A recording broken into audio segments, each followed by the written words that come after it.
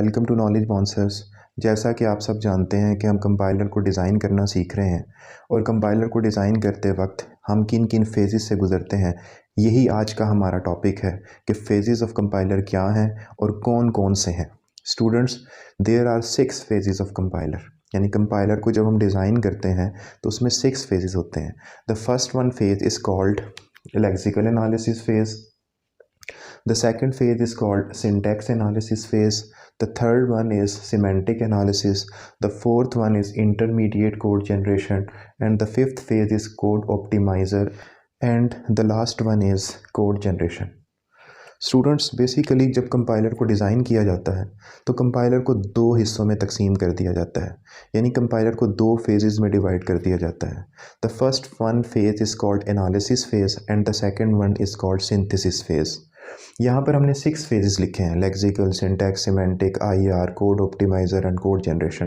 But ये जो 6 phases हैं ये बेसिकली 2 फेजेस से ही निकले हैं. मींस जो फर्स्ट 3 फेजेस हैं, ये जो lexical, syntax, semantic analysis phase है, इसको हम एनालिसिस फेज़ कहते हैं. इसको हम कहते हैं ये हमारा एनालिसिस फेज़ है. और जो हमारे लास्ट 3 हैं, intermediate, code generation, code optimiser, code generation, इनको हम कहते हैं सिंथेसिस फेज़.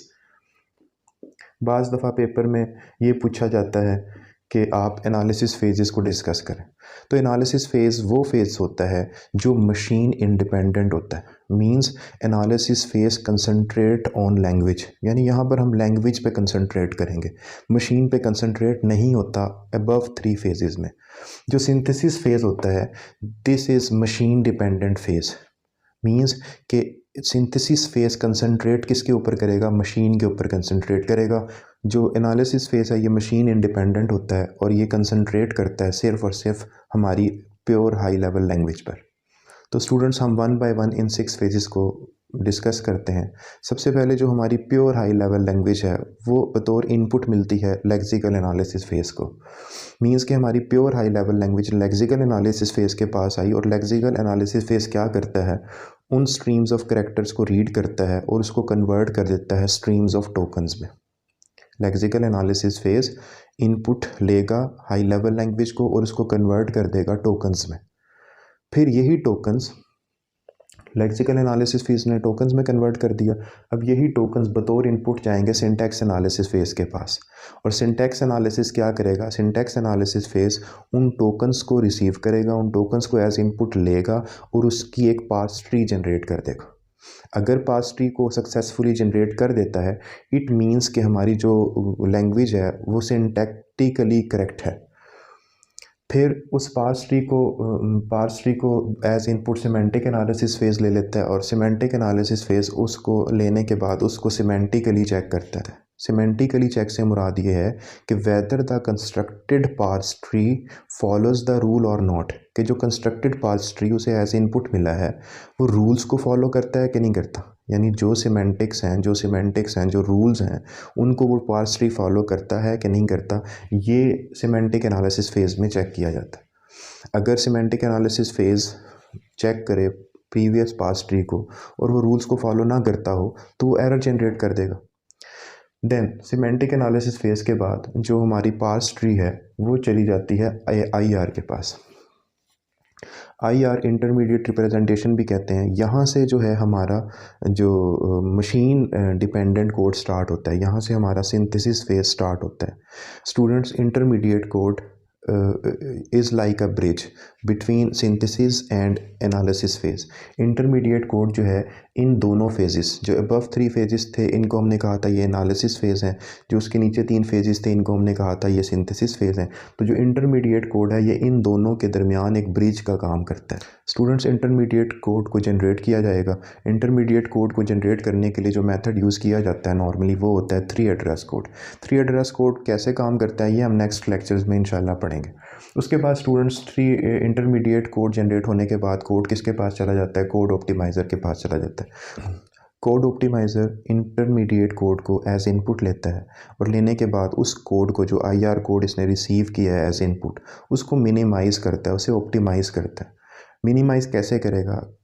जो कोड ऑप्टिमाइज़र है ये रिमूव करेगा अननेसेसरी कोड ऑफ लाइंस को. यानी ऐसी लाइंस जो अननेसेसरी हैं वो उस कोड में से उसे रिमूव कर देगा। दूसरी ये क्या काम करेगा, ये कोड को सिंपल करेगा। फॉर एग्जांपल कहीं पर एक्स स्क्वेयर लिखा है तो एक्स स्क्वेयर को सिंपल करेगा। कैसे करेगा, एक्स स्क्वेयर की जगह ये लिख देगा x into x. X into x को अगर मोर सिंपलर फॉर्म में किया जा सकता है तो ये इसको उसमें कन्वर्ट कर देता है। कोड ऑप्टिमाइज़ होने के बाद बेसिकली ऑप्टिमाइज़ इसलिए किया जाता है ताकि हमारा जो प्रोग्राम है, जो हमारा जो हाई लेवल लैंग्वेज का प्रोग्राम था वो फास्टर एग्जीक्यूट हो, उसको टाइम बहुत कम लगे एग्जीक्यूट होने में। कोड ऑप्टिमाइज़ होने के बाद फाइनली क्या करेगा, ये लो लेवल कोड को जनरेट करेगा। मींस के जो भी IR इंटरमीडिएट रिप्रेजेंटेशन इसने रिसीव की, उसको रिसीव करने के बाद एज इनपुट ये उसको असम्बली लैंग्वेज में ट्रांसलेट कर देगा। स्टूडेंट्स, यहाँ पर हमारा जो कंपाइलर होता है वो high level language, pure high level language को एज इनपुट लेता है और उसको एज इनपुट लेने के बाद असम्बली लैंग्वेज में ट्रांसलेट कर देता है। फिर नेक्स्ट जो हमारा जो हमने कज़न्स ऑफ कंपाइलर पढ़े थे, तो उसके बाद असम्बलर आता है और असम्बलर क्या करता है, उस असम्बली लैंग्वेज को लिंकर लोडर के पास भेजता है और लिंकर लोडर देन कन्वर्ट करते हैं मशीन लैंग्वेज में। ये हमने प्रीवियस वीडियो में डिस्कस किया था। अगर आपने हमारी वीडियो नहीं देखी तो ज़रूर देखिएगा ताकि आप कज़न्स ऑफ कंपाइलर या लैंग्वेज प्रोसेसिंग सिस्टम को अच्छे से समझ सकें। स्टूडेंट्स, इन फेजेस के साथ जो मोस्ट इंपॉर्टेंट चीज़ें अटैच की जाती हैं, जो अटैच होती हैं वो कौन सी होती हैं, वो एक होता है सिंबल टेबल और एक होता है एरर हैंडलर या एरर रिपोर्टिंग भी इसको कहा जाता है। स्टूडेंट्स, जो सिंबल टेबल है, symbol table basically is a data structure.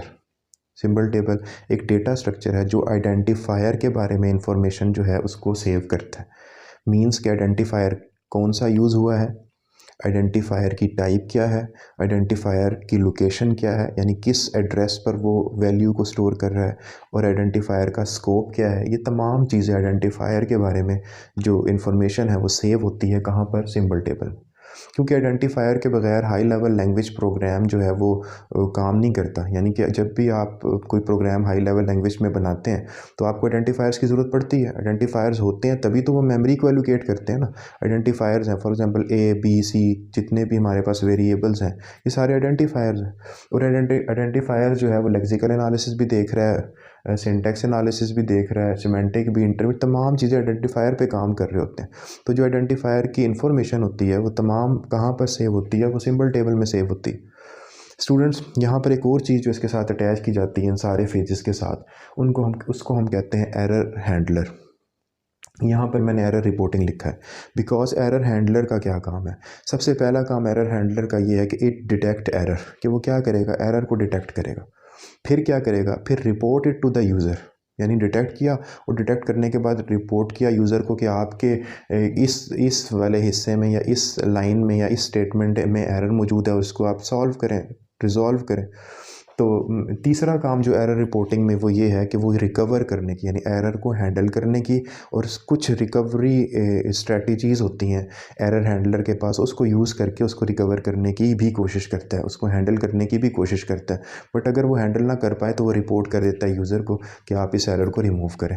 तो एरर हैंडलर बहुत इंपॉर्टेंट है, ये इन सब फेजेस के साथ अटैच होता है और सिंबल टेबल भी इन तमाम फेजेस के साथ अटैच होता है। ये दोनों इस कंपाइलर के साथ काम करते हैं, सिंबल टेबल भी और एरर हैंडलर भी। Students, lexical analysis phase streams of character को बतौर इनपुट लेता है, हाई लेवल लैंग्वेज को इनपुट के तौर पर लेता है और उसे टोकन्स में कन्वर्ट कर देता है कि व्हाट इज़ टोकन्स, टोकन क्या है, व्हाट आर लेक्सीम्स, लेक्सीम्स क्या हैं, ये पैटर्न क्या होता है।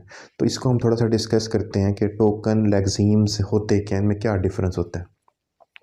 स्टूडेंट्स, जो हमारी प्योर हाई लेवल लैंग्वेज होती है, फॉर एग्जांपल उसके अंदर एक सेमी कॉलन यूज़ हुआ, ब्रेसेस यूज़ हुए, ब्रैकेट यूज़ हुई, उसके अंदर आइडेंटिफायर यूज़ हुआ उसके अंदर ऑपरेटर यूज़ हुआ प्लस। तो जो ये प्लस, सेमी कॉलन, ब्रैकेट, जितने भी ये जो कैरेक्टर्स हैं ये सारे के सारे कहलाते हैं लेक्सीम्स।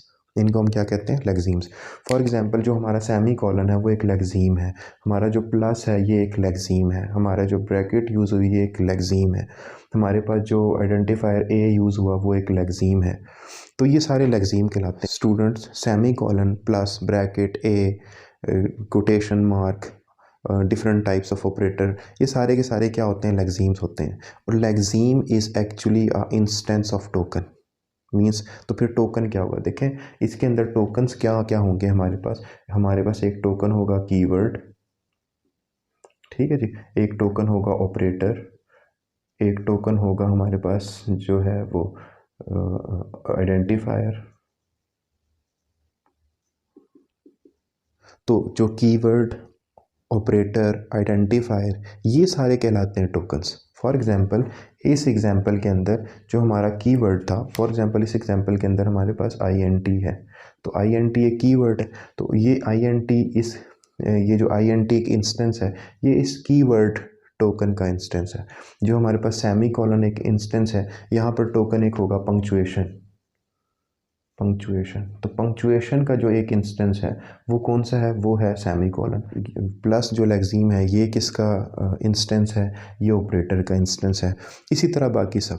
लेक्सीम्स क्या हुआ, lexeme is an instance of a token, इनको हम कहते हैं लेक्सीम्स। यहाँ पर एक और चीज़ मेंशन है, व्हाट इज़ पैटर्न। पैटर्न्स क्या होते हैं, व्हाट आर पैटर्न्स। तो students patterns are the rules. Patterns क्या है, patterns are the rules for forming tokens. Students identifier एक टोकन्स है, तो आइडेंटिफायर के कुछ रूल्स होंगे। For example identifier must start with alphabet और अंडरस्कोर। कि आइडेंटिफायर या तो अंडरस्कोर से स्टार्ट हो सकता है या अल्फ़ाबेट से। तो ये एक पैटर्न है। पैटर्न किसका है, ये पैटर्न है आइडेंटिफायर का। आइडेंटिफायर का क्या पैटर्न है कि वो मस्ट अंडरस्कोर से स्टार्ट होगा या अल्फ़ाबेट सिंबल से स्टार्ट होगा, इसके अलावा किसी चीज़ से स्टार्ट नहीं होगा, उसको हम आइडेंटिफायर कहते हैं। तो जो रूल्स होते हैं वो क्या कहलाते हैं, वो कहलाते हैं पैटर्न्स। तो rules for identifier, rules for operator, rules for punctuation के कौन कौन सी पंक्चुएशन सी लैंग्वेज या C++ या C# में यूज़ की जा सकती हैं, वो तमाम रूल्स पैटर्न्स के अंदर डिफ़ाइन होते हैं। तो उम्मीद है आपको आज का टॉपिक क्लियर हो गया होगा। सिंपल सा टॉपिक था कि कंपाइलर की फेजेस क्या हैं और उसके अंदर क्या क्या काम होता है। स्टूडेंट्स जो टॉपिक आज हमने डिस्कस किया वो पेपर पॉइंट ऑफ व्यू से बहुत इंपॉर्टेंट टॉपिक है। अक्सर पेपर में क्वेश्चन आ जाता है कि what are the phases of compiler. तो उसमें हमने इन 6 फेजेस को डिस्कस करना होता है।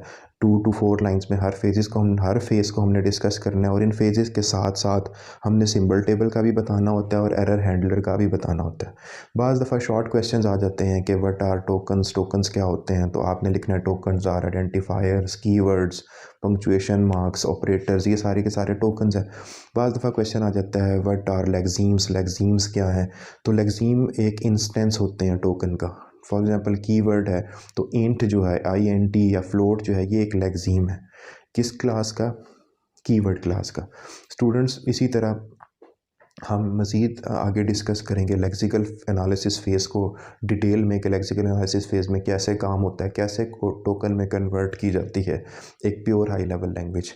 तो उम्मीद है आज आपको वीडियो पसंद आई होगी। अगर आपने हमारे चैनल नॉलेज बॉन्सर्स को अभी तक सब्सक्राइब नहीं किया तो आई विल रिक्वेस्ट कि आप हमारे चैनल को सब्सक्राइब कीजिए ताकि आने वाली तमाम वीडियोस आप तक पहुंच सकें। और याद रखिएगा बेल आइकन का बटन ज़रूर दबाएं ताकि तमाम आने वाली वीडियोस के नोटिफिकेशंस भी आप तक पहुंच सकें। तब तक के लिए मुझे इजाज़त दीजिए। अल्लाह हाफ़िज़। Thank you so much.